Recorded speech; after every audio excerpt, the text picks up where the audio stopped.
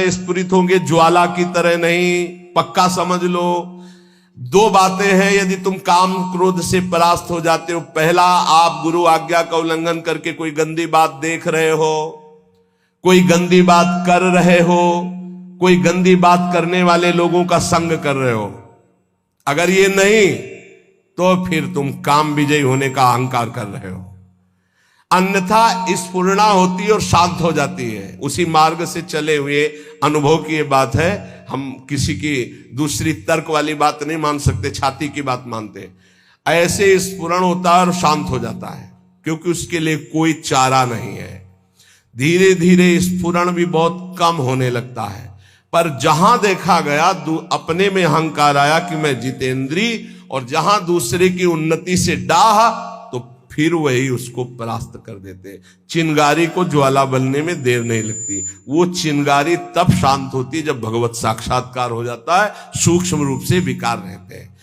पता है निज आत्मा विषयन सो मन रोक। जब संत वचन रूपी प्रकाश आपके हृदय में हुआ, तो ये जब पता हो गया कि तुम देह नहीं हो, भले अनुभव नहीं हुआ, तो अपने मन को विषय में जाने से रोको।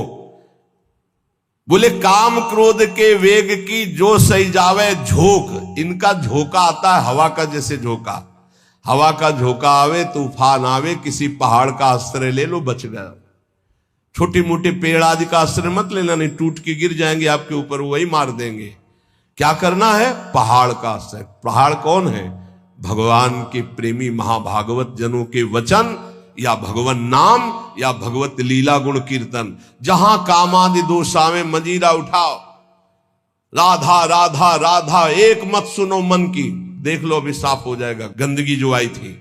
या कोई संत के उपदेश सुनने लगो, या भगवान की लीला गायन करने लगो। प्रियालाल के चले जोई जोई प्यारो करे शुरू करो, और आज वह देखियो तो प्यारी, चले जाओ वहां तक। 84 पदों का गायन पक्का। जब तुम्हें काम सतावे, चतुरासी जी का गायन शुरू कर देना, गायन। और अगर ना चला जाए तो हमसे बताना, ये निज अनुभव की बातें हैं। चतुरासी जी का फल ही है भवजल निधि को नाव, काम पावक को पानी। तो जो सही जावे झोंक, ये आंधी आती, जाएंगे टिकेंगे नहीं। आगमा पाइनो अनित्यास्तास्तितिक्षस्व भारत। जो सही जावे झोंक यार, विक्षेप हटावे। निद्रा और आहार जुक्ति सो धीरे से घटावे। समझिए, काम क्रोध की झोंक आई तो कह रहे यार इस सह जाओ, भारी विक्षेप है, थोड़ी देर के लिए है, विचलित मत होना। विचलित वही होगा जो काम की खुराक रखे हुए है। खुराक क्या है? मोबाइल खोला, गंदी बात देख ली, या कोई अपने हाथ से गंदी क्रिया कर ली, या गंदे जनों का संग कर लिया। इससे क्या होगा? आप झोंक नहीं सह पाएंगे विकार की। कह रहे हैं जो सही जावे झोंक यार, विक्षेप हटावे। प्रभु के दर्शन में यही बाधा है, नहीं तो खुले टहल रहे हैं। वृंदावन है, यहां खुले प्रभु टहल रहे हैं, बस दृष्टि चाहिए। यार का तात्पर्य बहुत प्रेम भरा शब्द है। मित्र एक बार सह जाए इसकी झोंक को, आगे निकल जाएगा। जो सही जावे झोंक यार, विक्षेप हटावे। तो विक्षेप कैसे हटेगा? बोले निद्रा और आहार जुक्ति सो कछु धीरे से घटावे। बस कल भी चर्चा हुई थी निद्रा और आहार को कम करने की, पलटू स्वामी की। इन निर्भयानंद जी बड़े सिद्ध महापुरुष ब्रह्मानंद में डूबे हुई। इन दो पर असर साधक अपना दिखा दे। ये दो सबके ऊपर असर दिखाए, पूरा जीवन व्यतीत हो जाता है खाना और सोना। अच्छा भोजन और खूब चक सोने को मिले। कह रहे कि अगर परमार्थ का लाभ लेना है तो साधक दो पर अधिकार करे, नींद और भोजन। फिर बार बार कहते हैं अभ्यास अभ्यास। नींद और भोजन, ये दो, निद्रा और आहार।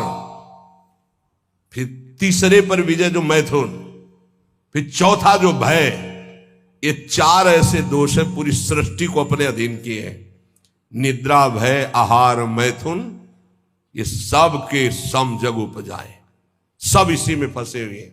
ऐ साधक, इन चारों पर विजय प्राप्त करनी। निद्रा, तब जब आहार पर आप संयम करेंगे।